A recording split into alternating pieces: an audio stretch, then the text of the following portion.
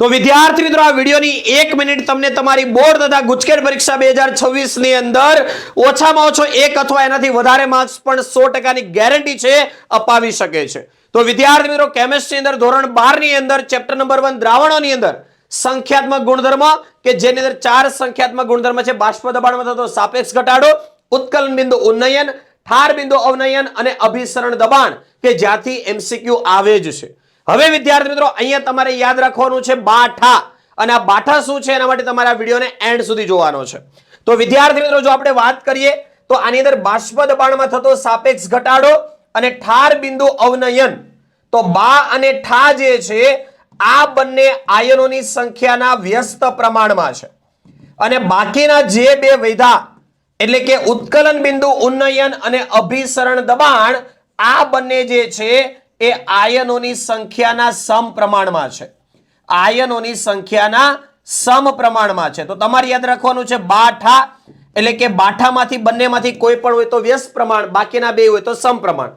જોઈએ આવો જ એક એમસીક્યુ, નીચેનામાંથી કયા જલીય દ્રાવણનું ઉત્કલન બિંદુ સૌથી વધારે છે? ઉત્કલન બિંદુ એટલે સમપ્રમાણ। તો જ્યારે સાંદ્રતા બધાની સમાન આપી હોય ત્યારે માત્ર આયનીકરણ કરી આયનોની સંખ્યા ગણો એટલે જવાબ મળી જશે, પણ જો સાંદ્રતા જુદી જુદી હોય તો તમારે આવી રીતે ગણતરી કરવી પડશે। અહીંયા છે 0.015, યુરિયાનું આયનીકરણ ન થાય એટલે 1, તો આન્સર 0.015।